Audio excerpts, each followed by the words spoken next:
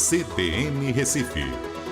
São 10 horas e 53 minutos e o Supremo Tribunal Federal concluiu o segundo dia de julgamento sobre a terceirização do trabalho em atividades fim. Até agora, 7 ministros votaram, 4 a favor da permissão da prática e 3 contra.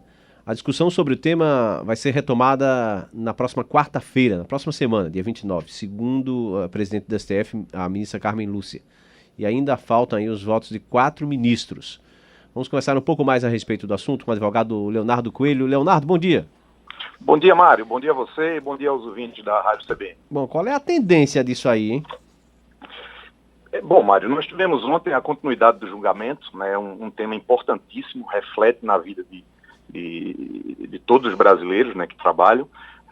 Há uma perspectiva de que vença a tese que vai pelo viés econômico, ou seja, de permitir a terceirização na atividade fim.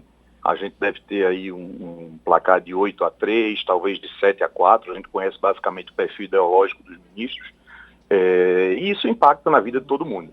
É verdade que hoje a terceirização na atividade fim ela já é permitida desde o ano passado com a reforma trabalhista, né? A gente teve 2 leis que sancionaram esse posicionamento, mas o judiciário está abarrotado de processos que tratam de situações pretéritas a essa regulamentação legal que entrou em vigor o ano passado. E é sobre esse processo que vai ser aplicado esse novo entendimento. Uhum. E como analisar? É o melhor mesmo? Bom, existem 2 correntes, Mário. Uma corrente com viés mais social, mais socialista, que entende que o trabalhador deve ser protegido de forma irrestrita e que, de certa maneira, a proibição da terceirização traria melhores condições de trabalho. Existe um outro viés, que é o viés que tem um caráter mais liberal, mais econômico, que entende que impedir a terceirização da atividade fim seria uma afronta à livre iniciativa econômica. Eu, particularmente, tenho minha opinião. Eu acho que o segundo viés, o segundo posicionamento é o mais adequado, e porque os números mostram isso. Não é? Nós temos um país onde não temos boas condições de trabalho, apesar de uma legislação extremamente protecionista, ou seja, a conclusão que a gente pode chegar é que apenas a lei não resolve essa questão da condição de trabalho.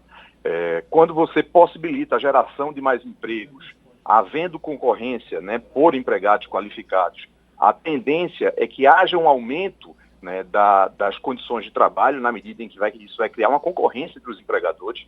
Então eu me filio a essa segunda corrente. E acho que o Estado não pode intervir de uma maneira tão profunda, né, na relação de trabalho, proibindo um tipo ou outro de contratação. O Estado tem que se ater a fiscalizar as condições efetivas, mas não dizer como a contratação deve ocorrer. Esse é o viés liberal, evidentemente, e eu acho que os números estão aí para provar isso. A gente tem 10 milhões de ações por ano na Justiça do Trabalho, boa parte questionando essa questão da terceirização. É um modelo, então, um modelo atual que ninguém está feliz com ele. Uhum. Se fosse um modelo bom, a gente não teria tanto questionamento. Acho que a gente vai ter uma melhoria a médio e longo prazo da condição laboral e do aumento do número de empregos também. Notadamente em função da especialização das empresas terceirizadas que executam melhor em menos tempo atividades que são consideradas atividades acessórias da atividade principal do empregador. A provável aprovação, então, dessa terceirização em atividades fim, ela pode ter problemas lá na frente, porque a gente tem observado que, por exemplo, algumas decisões do STF têm sido contestadas, por exemplo, pela ANAMATRA, Associação Nacional dos Magistrados do Trabalho, enfim. Existe esse impasse. Isso pode criar um problema lá na frente ou não? Mário, veja bem, o julgamento do STF foi dado a esse tema repercussão geral. O que é a repercussão geral?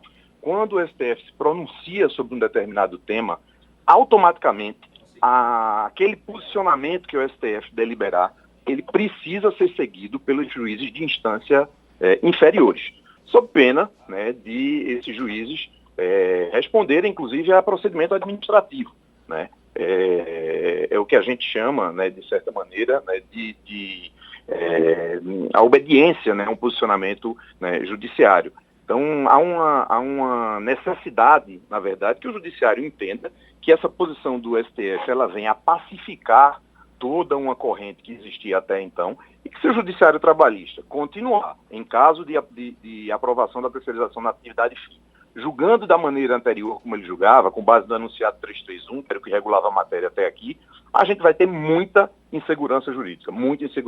Mas eu acredito que nesse tema, após a pacificação, a tendência dos julgados é que eles passem efetivamente a adotar essa posição do STF. Assim vem sendo na maioria das matérias que o STF aplica a repercussão geral. Na verdade eu falei STF, mas eu deveria ter falado o governo federal e o próprio Congresso, né? Porque foi a questão da reforma trabalhista que criou esse impasse. Realmente nas decisões do STF... Está questionada, é verdade. É a reforma. E são temas afins, mas na medida em que houver esse julgamento agora, automaticamente este ponto da reforma, que é um dos pontos da reforma, já vai estar com posição adotada pelo STF. Então não vai caber qualquer tipo de outro questionamento. Ok. Leonardo Coelho, muito obrigado então pelas suas informações. Sempre à disposição, Mário, de você e dos ouvintes da Rádio CBN. Nós conversamos com o advogado que falou a respeito dessa conclusão do segundo dia de julgamento sobre terceirização em atividades fim. Esse assunto ficou para decidir na próxima semana.